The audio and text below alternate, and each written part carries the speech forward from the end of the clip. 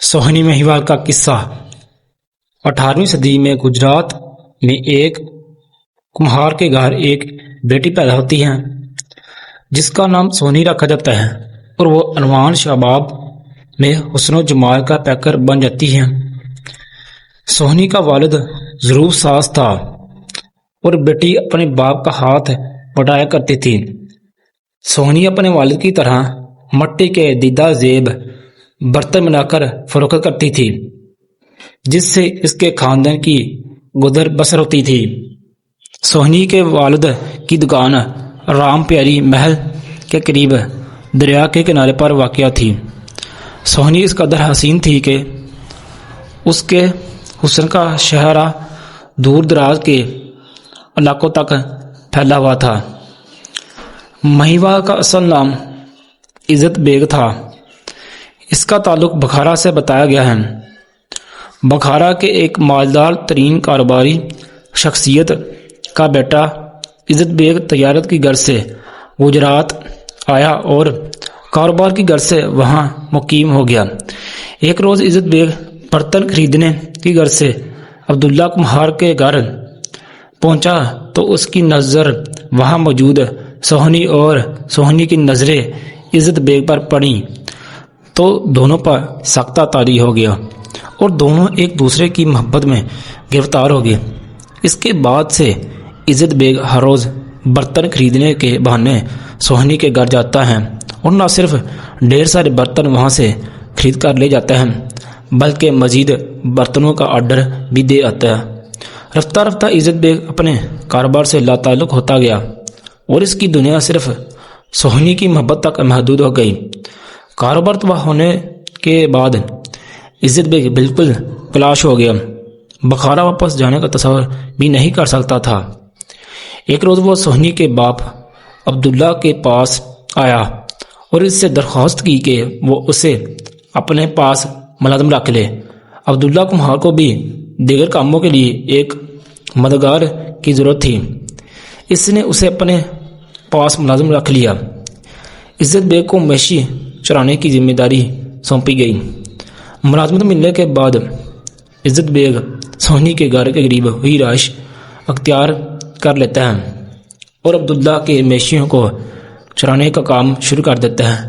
क्योंकि इस इलाके में चरवाहे को महिवाल के नाम से पुकारा जाता था, इसलिए इज़्ज़त बेग भी महिवाल के नाम से मशहूर हो गया और लोग इसका असल नाम बोलते गए। अब्दुल्ला कुम्हार की मुलाजमत मिलने के बाद इसकी सोहनी से कुर्बत बढ़ती गई और एक वक्त ऐसा आया कि सोहनी और महिवाल के इश्क व मोहब्बत की दास्तान न सिर्फ सोहनी के बाप बल्कि दूर दराज के इलाकों तक जा पहुंची।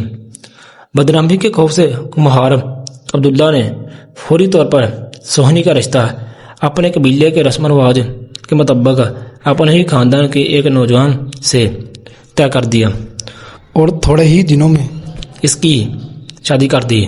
सोहनी रुखसत होकर अपने शोहर के साथ दरिया चनाब के दूसरे किनारे पर वाक़ई अपने शोहर के घर चली गई, जबकि महिवाल इसी किनारे पर रह गया। सोहनी ने अपनी मोहब्बत की तस्कीन और महबूब से मुलाकात के लिए एक मुनफरद तरीका ईजाद किया। इनके मिलाप के रास्ते में दरिया चनाब की सरकश मुझे हाल थी, क्योंकि वो कुम्हार की बेटी होने के नाते मट्टी के ज़रूफ बनाने में महारत रखती थी, इसलिए इसे दरिया के दूसरे किनारे तक पहुंचने के लिए पक्की मट्टी से एक गड़ा तैयार किया। इसके बाद वो रोज़ाना रात की तरीकी में अपने महबूब महिवाल से मिलने गड़े की मदद से तैरकर दरिया के पार पहुंच जाती और वो दोनों सुबह की स्पीति फैलने तक एक दूसरे की मोहब्बत में खोए रहते।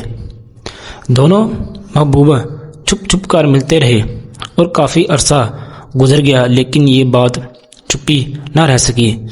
एक मरतबा सोहनी की नंद को पता चल गया कि सोहनी रोज़ाना और रात को अपने महबूब से मिलने दरिया के दूसरे किनारे पर जाती है।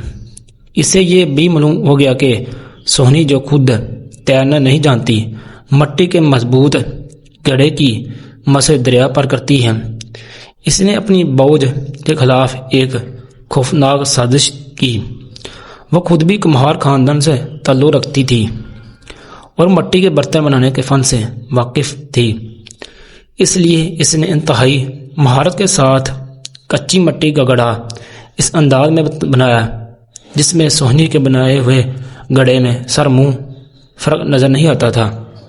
ایک روز وہ سوہنی کے بنائے ہوئے پختہ گڑھے کی جگہ کچا گڑھا رکھ دیتی ہیں۔ سوہنی جو اس بات سے بے خبر ہوتی ہیں، اپنے محبوب کی محبت سے بے قرار ہو کر وہی کچی مٹی کا گڑھا اٹھا کر اس کی مدد سے دریا میں اتر جاتی ہے۔ وہ اس بات سے قطعی بے خبر ہوتی ہیں کہ وہ اس گڑھے کی صورت میں اپنی موت کا سامان لے کر جا رہی ہیں۔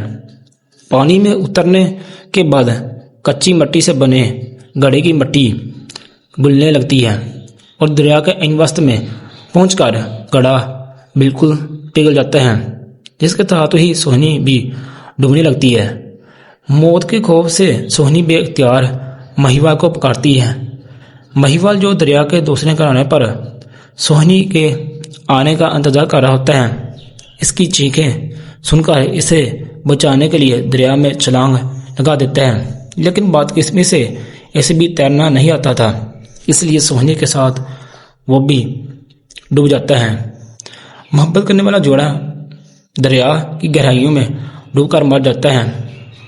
دونوں سچے عاشقوں کی پاکیزہ محبت طریق صفوات میں ہمیشہ کے لیے امر ہو جاتی ہے۔